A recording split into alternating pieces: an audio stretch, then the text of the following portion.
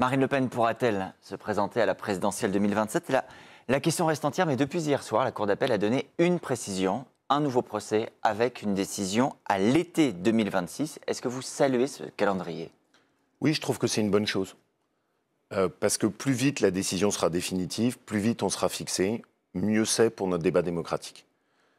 Et donc le fait qu'il y ait cet appel rapidement, qu'on puisse savoir si oui ou non sa condamnation est confirmée, je pense que c'est ce qu'il y a de plus sain aujourd'hui et c'est la meilleure réponse.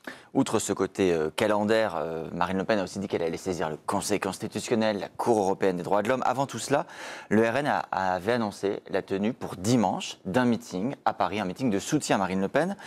Est-ce que vous pourriez imaginer y participer? Est-ce que ça doit aller au-delà du cas des simples militants RN? Je rappelle que vous aviez dit qu'il n'était pas sain qu'une élue ne puisse pas se présenter.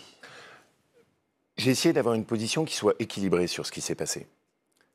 Il y a eu du détournement d'argent public, et donc qu'elle soit condamnée, c'est légitime. En revanche, ce qui m'a choqué, et ce qui, je trouve, est la vraie question qui est derrière, c'est alors même que le jugement n'est pas définitif, qu'il n'y a pas eu l'appel, qu'il y a une peine d'inéligibilité avec une exécution immédiate, qui fait que du coup, elle ne peut pas se présenter, et donc que les Français ne peuvent pas décider et choisir dans les urnes. Choqué au point de participer à ce meeting? Non, et je vais vous dire très clairement pourquoi. Parce que qu'il y ait un débat, c'est normal. Qu'elle utilise tous les moyens de recours, le Conseil constitutionnel, la Cour européenne des droits de l'homme, c'est logique, ça fait partie de ce qu'est la démocratie. En revanche, je ne trouve pas sain qu'un responsable politique attaque les institutions en appelant à la rue. Parce que ce n'est pas un meeting, elle propose à tout le monde de se rassembler dans la rue et donc de faire pression sur les institutions. Ça, pour moi, c'est pas sain. Et ça n'est pas le rôle d'un responsable politique. On parlera des critiques sur les juges, parce que c'est aussi un élément très important de la défense de Marine Le Pen. Et il faut vous entendre à ce sujet.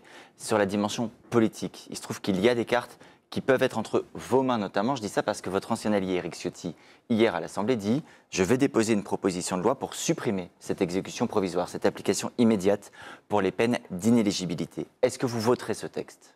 Pour l'instant, on n'a même pas de texte dans les mains, donc j'attends de voir exactement ce qu'il y aura. On a l'idée. Le sujet, c'est quoi, pour que ceux qui nous écoutent comprennent? Il y a un jugement. Ce jugement n'est pas définitif, puisqu'il y a un droit à l'appel, c'est un droit de chacun. Mais l'inéligibilité avec une exécution immédiate, elle prive en fait du droit à l'appel. Est-ce que les autres pays européens font ça? Non. Il n'y a que 2 pays en Europe qui font ça, la France et l'Italie. Sur 27 pays, les 25 autres ne le font pas. Donc oui, il y a un débat. Et je trouve que ce débat, il doit être ouvert. Maintenant, j'attends de voir exactement quelle sera la proposition pour qu'on puisse se prononcer. Mais est-ce que moi, je vais aller jusqu'au bout. Moi, je suis très à l'aise sur cette question. J'ai voté contre cette loi. À l'époque, je tiens quand même à le rappeler. Vous parlez de la loi Sapin 2, oui, exactement, qui prévoyait une inéligibilité dans le cas du détournement de fonds publics. Mais je voudrais quand même aussi rappeler les choses. À l'époque, la position de Marine Le Pen, ce n'était pas celle-là quand elle n'était pas concernée.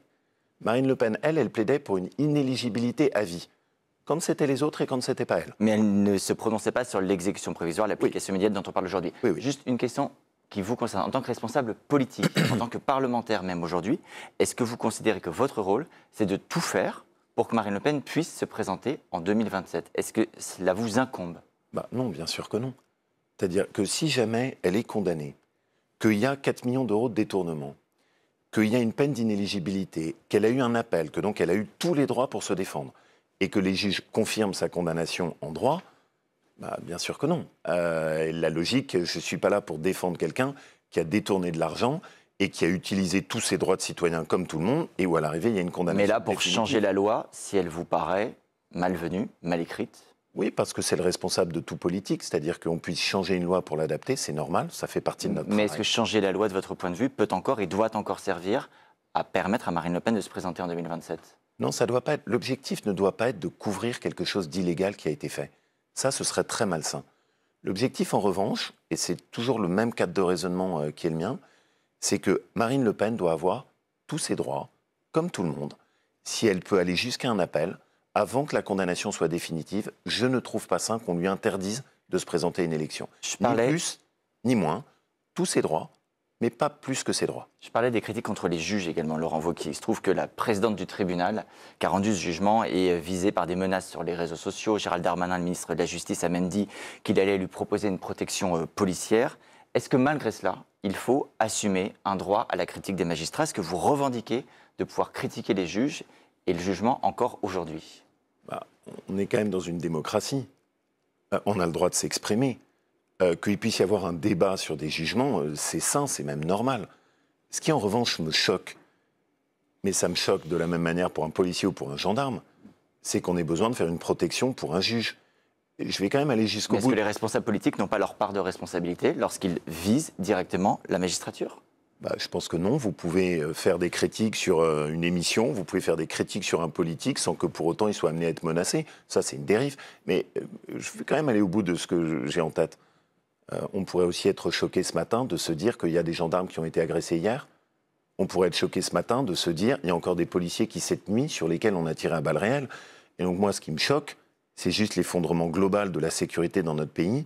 Et je suis aussi choqué par le policier, le gendarme, que par le juge qui est menacé. On s'inquiète trop pour le sort des juges en France ? Non, pas du tout. Mais ce que je dis, c'est que je constate que, par exemple, la gauche s'indigne quand un juge est menacé et est totalement silencieuse quand un policier ou un gendarme est attaqué.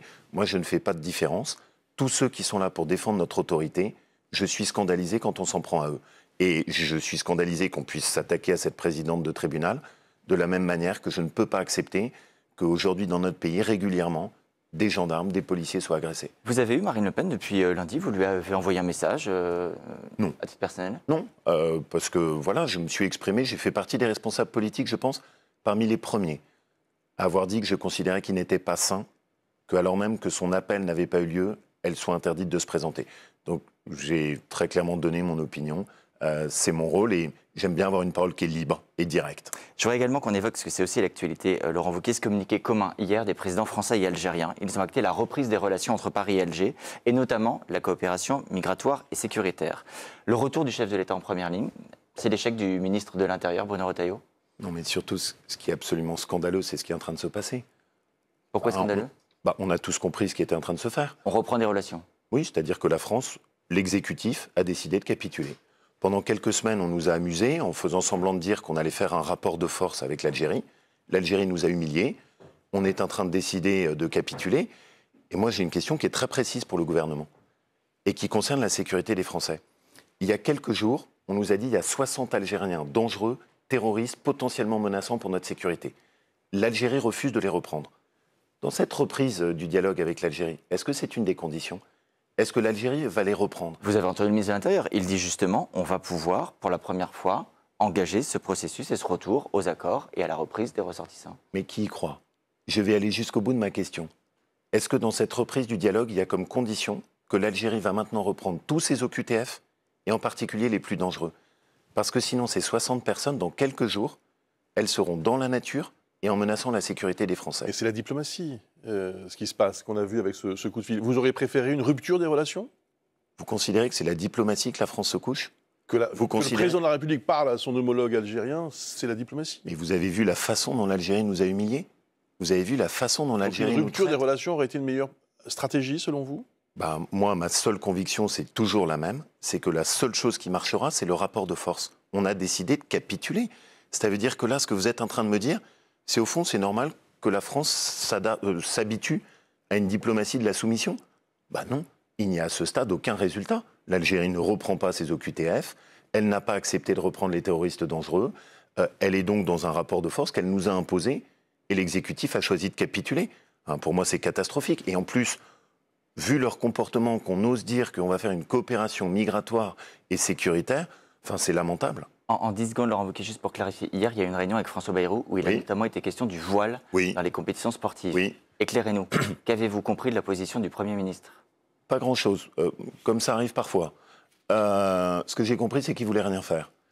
Et je ne vais pas laisser faire ça. Parce que je considère que la France est la laïcité, les opinions religieuses doivent rester au vestiaire. Il m'a expliqué hier qu'il ne voulait pas de loi sur l'interdiction du port du voile dans les compétitions sportives. Moi, je vais me battre pour, parce que je veux que ce sujet soit clarifié.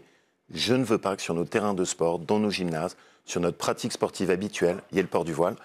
Et donc, si j'exerce la liberté de ma parole, c'est toujours pour la même chose. Je ne veux pas qu'on soit spectateur de l'inaction, ni pour l'Algérie, ni pour le voile. Merci beaucoup Laurent Wauquiez, merci.